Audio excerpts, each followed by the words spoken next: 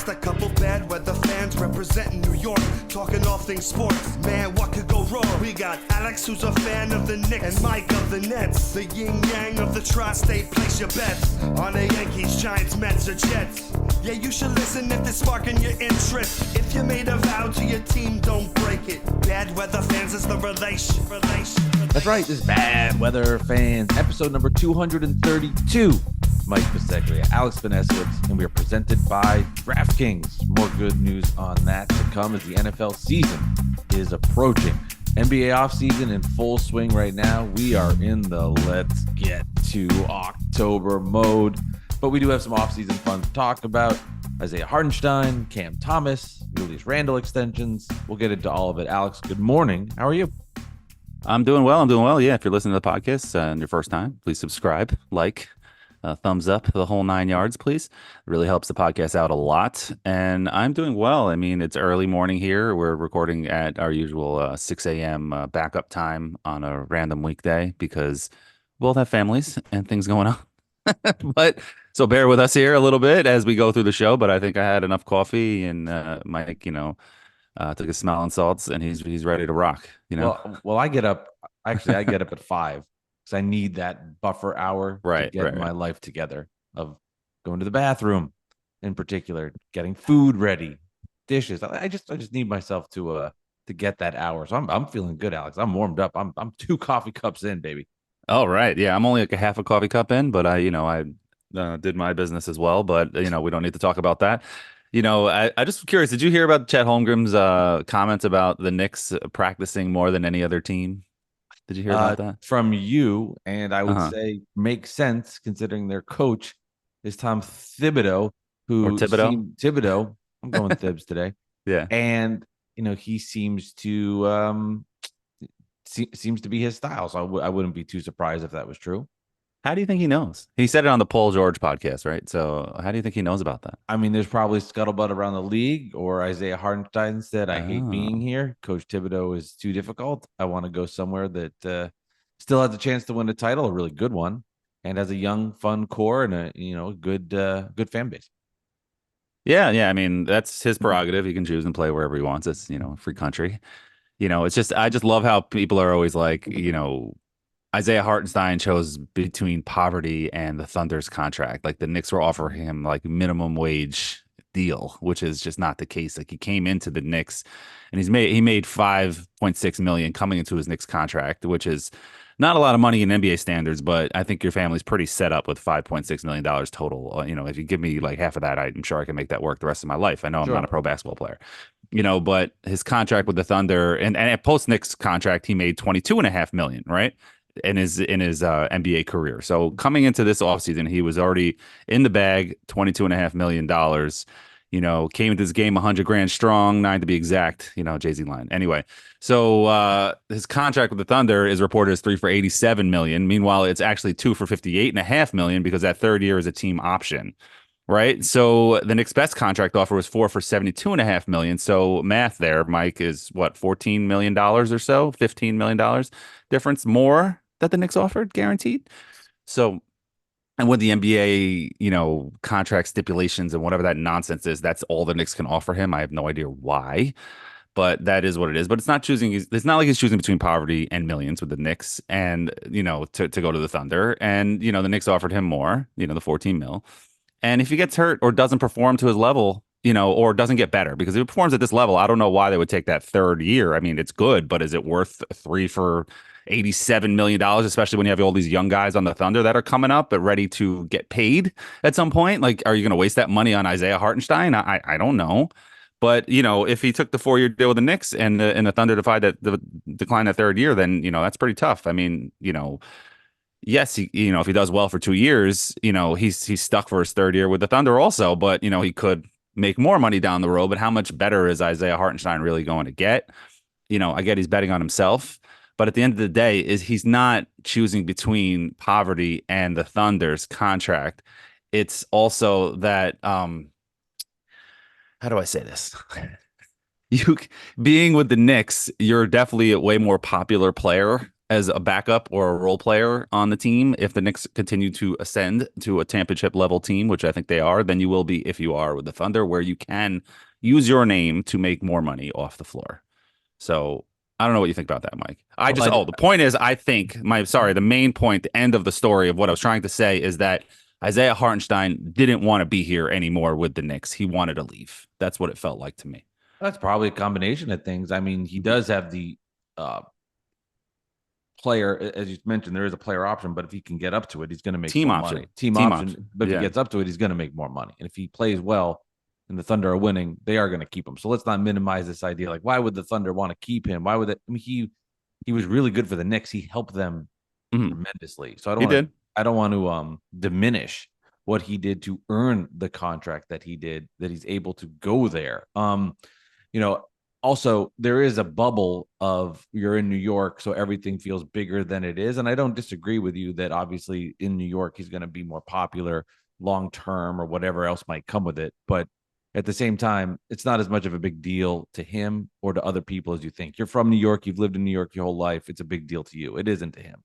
And as exciting as Madison Square Garden was for Isaiah Hartenstein, and as great as that team chemistry was in the moment, clearly at the end of the day, it was about dollars and cents and going somewhere he wanted to be happier. So we can talk about how great it is to be a Knick and how amazing it is, but for him, it wasn't. So we can go one route where he didn't make as much money. So obviously there was other things. If you want to even play that game, and I'll do it for the sake of this.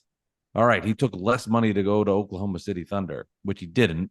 But let's say he did. Well, guaranteed. He took less money guaranteed. So let's go that route. Then he didn't like it here as much as everybody wants to say it is. So as great as it is for Knick fans who have grown up in New York and they feel how awesome it would be, and there's nothing to take away from that.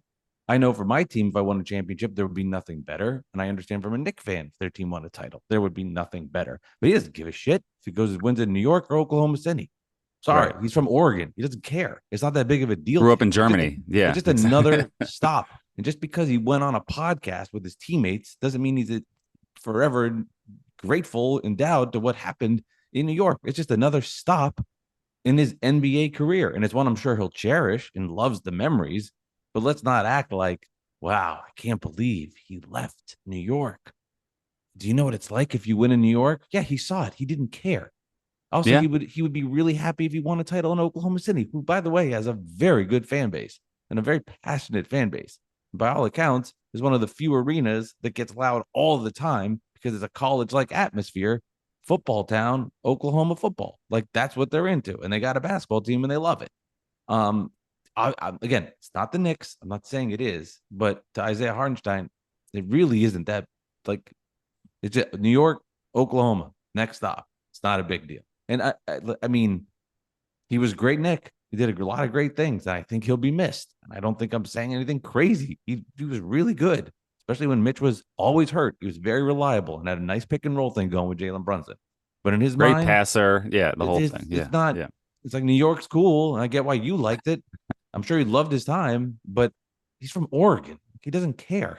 I'm sorry. Right. He's from Oregon, grew up in Germany, overseas with his dad playing ball. He didn't care and he didn't want to be here. He was done. And that's just the romanticizing by Knicks fans is what bothers me, where they're gonna, give him a standing ovation when he didn't want to be here anymore. Why am I cheering for this guy? He chose to leave. And, if you don't want to boo, I mean, that's fine. I'm not going to judge anybody for that, but I don't understand the point of cheering him. Like, he took care of his family. Like, yeah, I guess, you know what I mean? But it wasn't like he was, but the point is that it wasn't like he was choosing. I keep saying this. It wasn't like Isaiah Hartenstein was choosing between poverty and the Thunder. Like, the Knicks were only offering the vet minimum, and which isn't even poverty, but just in general, in NBA standards, it is, but it wasn't that. And my question to you is that, do you know who the Thunder backup center was last year? I'm probably not. You know what I mean? And so it's just, that's just the point, is that, New York puts a magnifying glass on you, and, you become. Well, we're also in the area. I mean, sure. I think if you were in Oklahoma City all season and people ask, do you know who the backup center for the Knicks is? They might not know. Right, but the Thunder were the number 1 seed in the West last year, got knocked out in the second round, went out with a whimper, and they, don't have even close to the amount of national TV games that the Knicks do this year coming up. You But know, why is so that? But who cares? it's important because they're not popular. That's the point, is that nobody knows who these guys are. And that's what I'm saying, is that the point is that by Oh, staying with the Knicks, I, that he I would, will I would staying with the Knicks, disagree. he can become more off the Uh, floor I, than he I'll, could with the Thunder. I will say, in the landscape of the NBA, I don't think markets are as important as they used to be. I definitely like Oklahoma City's got, I think, from a national brand, a lot of people love their players, and that stems because a lot of how they did in the draft with Durant, Westbrook, Harden, and now how they're doing again with this Right, but young he's not core. Durant, Westbrook, and Harden. Oh I mean, no, a I guy know, but like that, like SGA, we know who he is. But like, do you sure. know? Does the average NBA player know the third best player in the Thunder? I don't think so. I don't think the average NBA fan knows it for the Knicks as well. Is what I'm trying to tell you. I think it's All right. even across the landscape. I think we're in New York and you're covering Well, the they know who Knicks. Josh Hart is. I'm sure he's a big star now, and he's a role player. Oh, it's definitely It's going to come helped off the him. bench this year. With You his, know, so it's definitely helped him. yes, Absolutely. And but he's playing the game right, though. Yeah, I know what oh you're yeah, I saying. mean Yeah, he's yeah, yeah, yeah. obsessed with himself. I mean he really is. Like I think he's a great person and a great guy, but he loves the attention, and then he loves it. He loves it. So, do you want to hear the top five? Can you guess the top five national TV games this year per team? Who the players? Not Yes, the amount, because that's crazy. But if you do that, but the top five teams. the teams that are having it'd be Lakers 1, Knicks Yep. 2. No, but just give me the five. Don't give me the in general. Just Okay, give me the five. Lakers, Knicks, Yep. Celtics, Yep. Sixers, Nope. Celtics. That'd be 3. Warriors, 4 Yeah. with Steph. Who's the 5th? Mavericks, which is Mavs. That surprising. makes sense with Luka. Well, Mavericks and Suns are tied, so that's Makes sense. yeah, Durant With all and the then net players. then the Nuggets are one less at 29, and they're sixth or seventh, whatever that is. Yeah, Nets so are at the sixth because very they're tied for bottom. fifth. Yes, the Nets. Oh, what are the Nets? Do they They have have one? the NBA TV games. Oh, they don't have count. 5. Do those count as? Is that what they have? No, they have the 5. one versus the Knicks, and that's the one. Got it. They Got have it. one.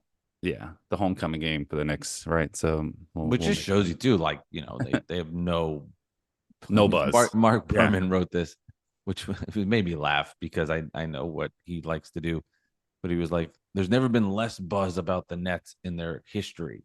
I was like, okay, maybe recent history, maybe the last decade, or in their Brooklyn history. It's like, you know what, man, God bless. Which is funny because it can change very fast. Really, Yeah. I mean, if the second they draft one of these young kids that's gets on Cooper there, Flag. it's gonna change instantaneously. If they win the lottery and they get Cooper Flag, it's gonna be a movie. It's gonna be a shit show. Yeah, Yeah, it's gonna wherever he goes. That's not just a Brooklyn thing.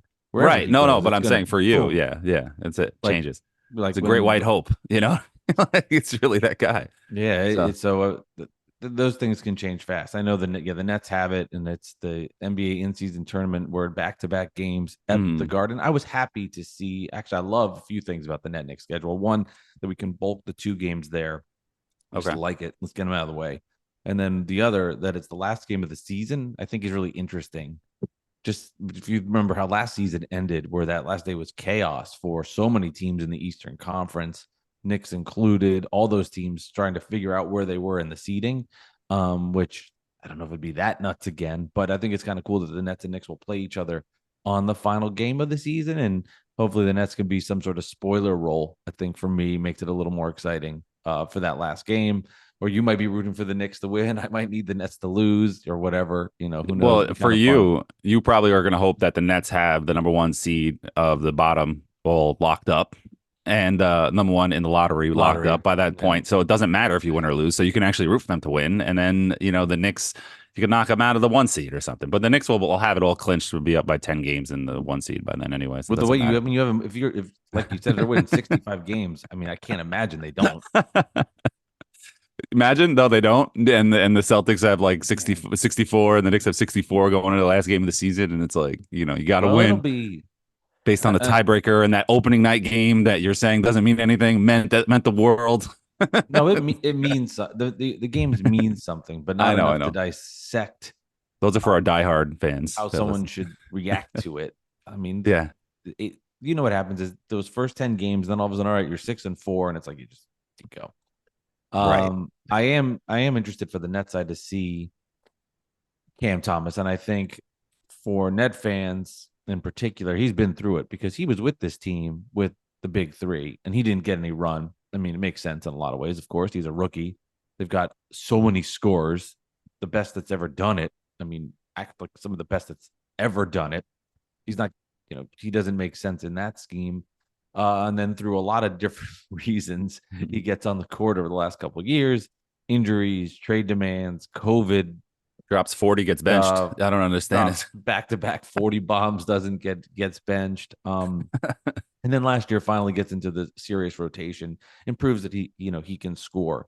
And gets a little bit better at his passing, and his defense improves as the season ends. And I think for you, and I think this is true. I think what you saw from Cam Thomas versus the Knicks, when the Nets were depleted, by the way, in that game and didn't have any the comeback at the Garden. Where they came back at the Garden, and it really was on Cam Thomas's shoulders. It was a Cam Thomas game for sure. And he didn't give a shit at the end when he pushed Jalen Brunson to get the foul, and wasn't like, Mikel's over on the side eating hanging out with Josh. Yeah. What's the candy that he likes?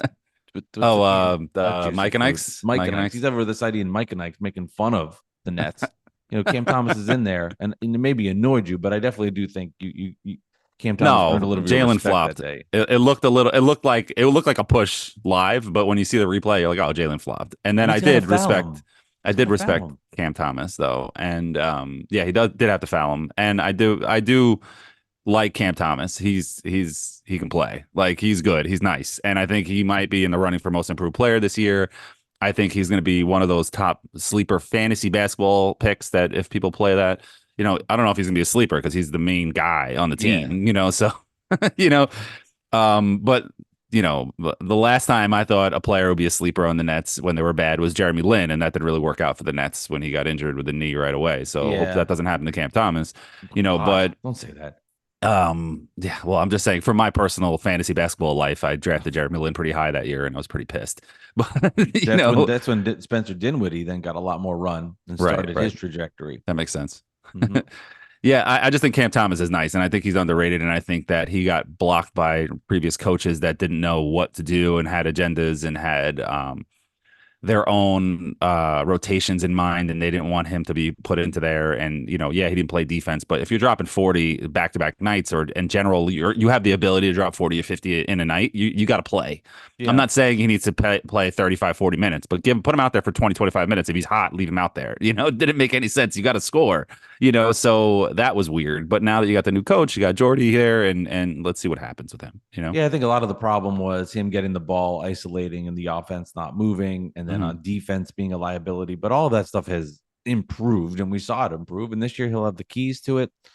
And the Nets want to lose, so they're going to let him take a lot of shots. And you just hope he doesn't. You hope he isn't Jordan Poole 2.0, right? You just hope there's more to him than the ability to make shots and score, and he can become a player. And to answer something from our pre-production meeting, what does he become? I'm waiting to find out. I'm excited to find out. And good, if it's good, great. If it isn't, somebody else that won't be part of the rebuild, but at least you find out. And I think this year you'll get all the answers that you need to know about where Cam Thomas is in the Nets' long-term future, if he's part of it, or things aren't going right. Things change fast in this league, man. They really do. And this one is not as much of a pivot, but if he doesn't play well, but he's okay, and the Nets are really bad, and they're like, hey, we can move Cam and get more pieces here for the long-term future, they'll do it.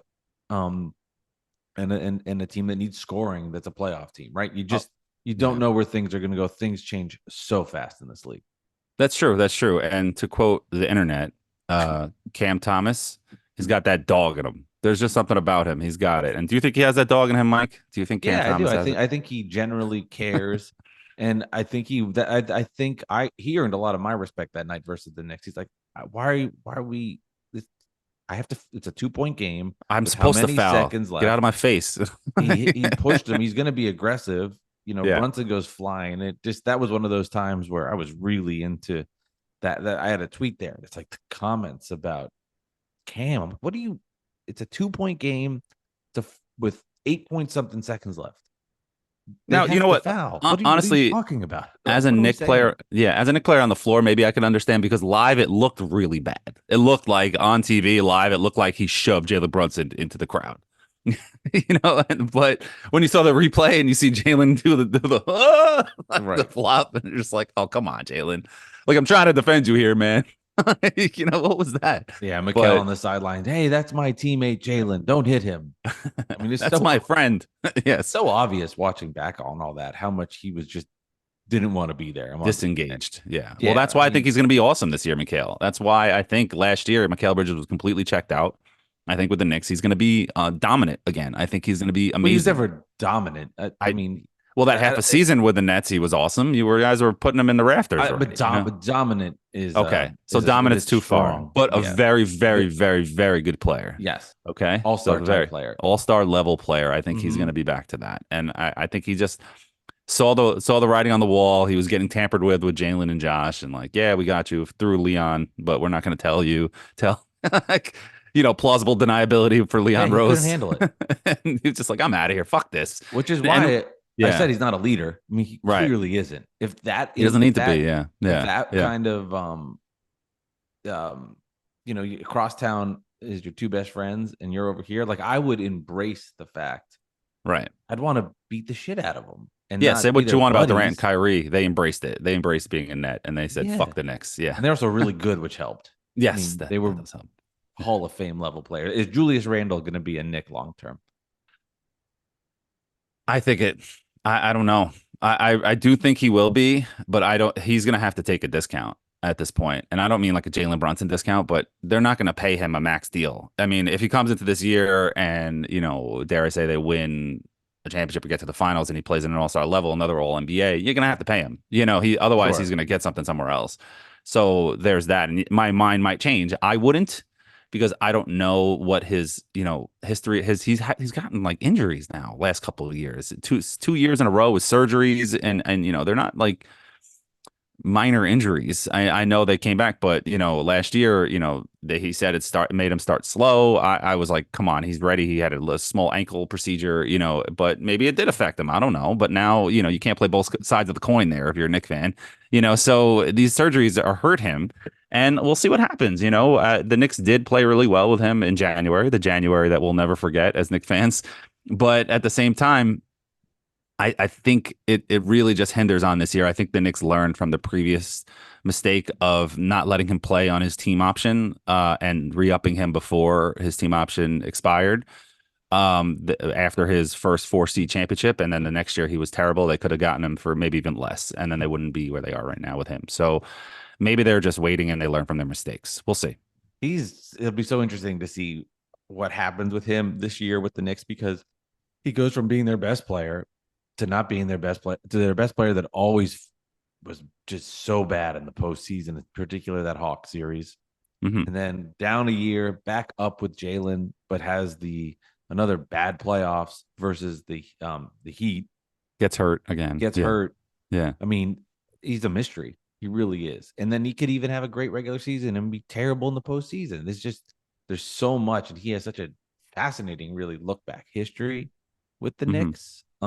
This is kind of that make or break season for him.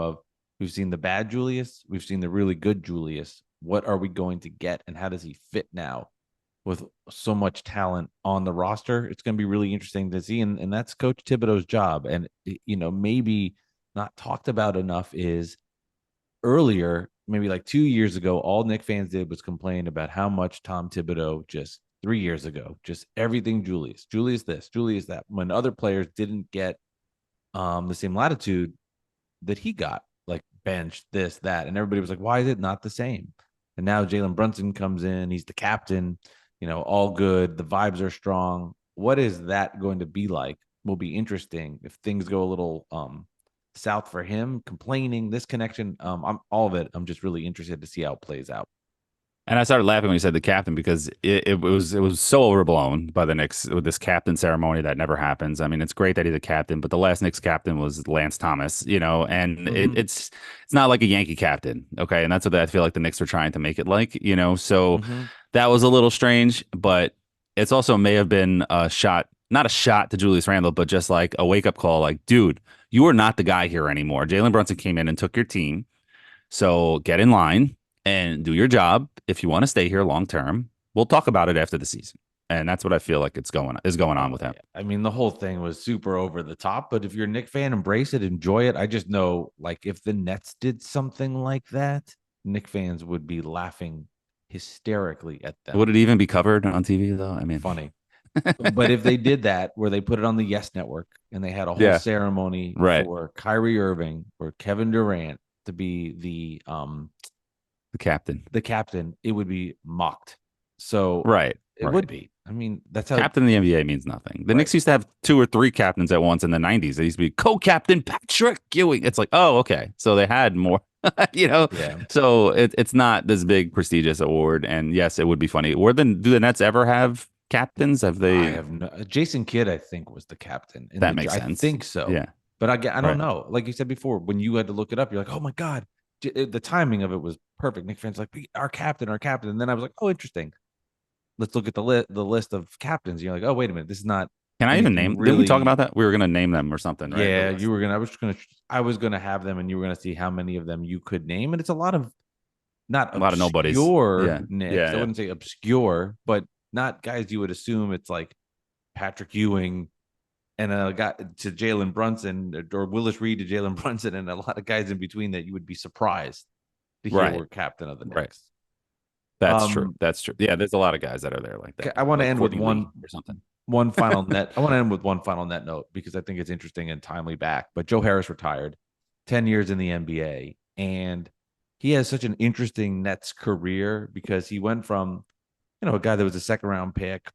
The Nets picked him up after Cleveland dropped him, I believe, coming off an injury, and they worked him into a very good rotational NBA player. Won the 3-point contest, beating Steph Curry, and he earned a $20 million contract per year for how many years it was, and was a big part of, the Nets spread the floor, can shoot better athletically than people gave him credit for, and defensively was a very good rotational player in the Nets from somebody that was just a player that was meant to never be heard of in the league. But then in the biggest moments, Joe was just bad. No other way to put it. When they needed him the most, he was bad. So it's a really conflicting way to feel about a guy that came out of nowhere, built his career, became a very important part of the Nets and helped in their success. But then in the biggest spots was just terrible. And it's that dichotomy of how you'll remember Joe. If he makes 1 or 2 more shots versus the Milwaukee Bucks, this podcast is very different. But that's sports.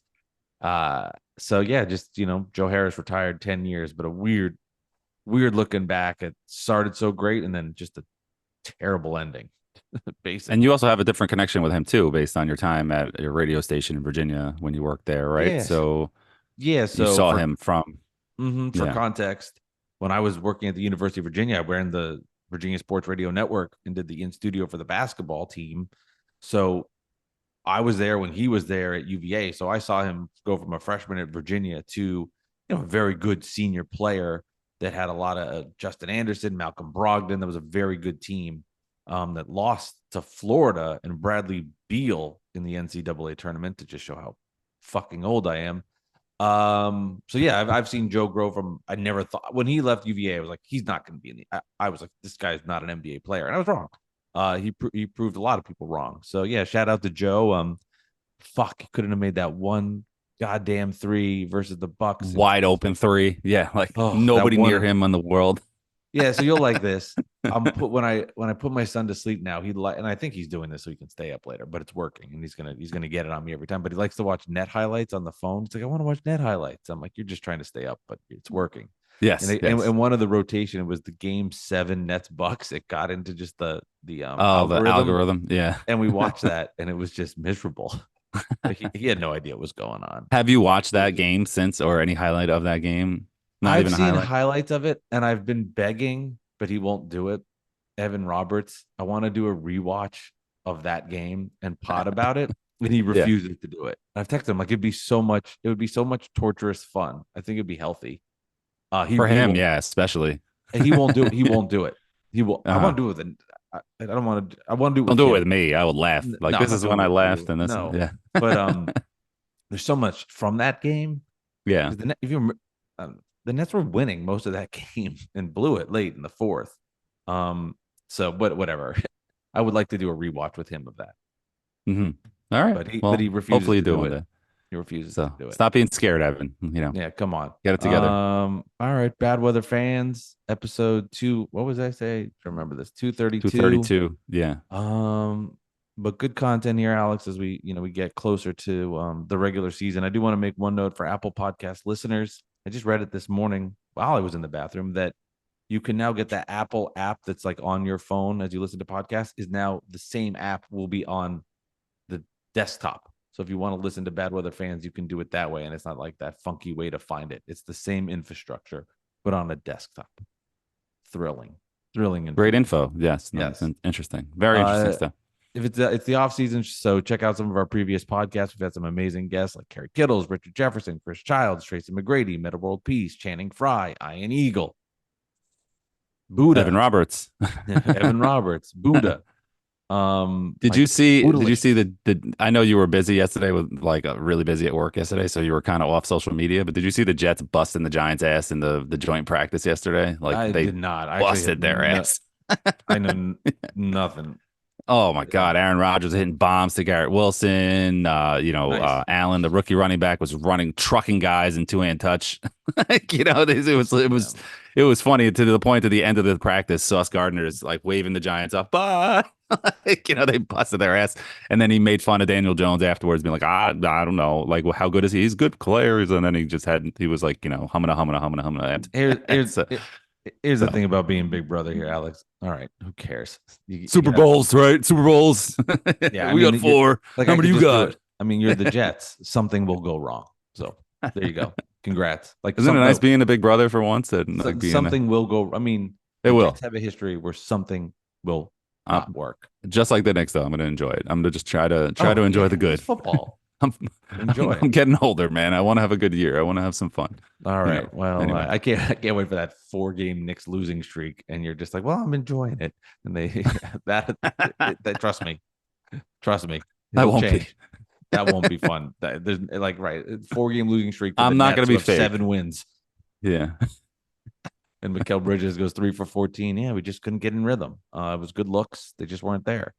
Oh, well, you know how you said in the last episode that if the Knicks lose the first game, Nets are going to be like, oh, we got the first pick in the lot, and whatever. But yeah, it's really if Mikal Bridges opens up the season and goes like 2 for 14 from the field, then it's going to be like, oh, yeah, they'll be on. He needs to score 35 that first game. Like he needs to really just they'll be on him. Just ease the tension for they'll be on. For well, the Knicks have that kind of team where it'll be Brunson and whoever that second scorer is tonight. I think will probably just change.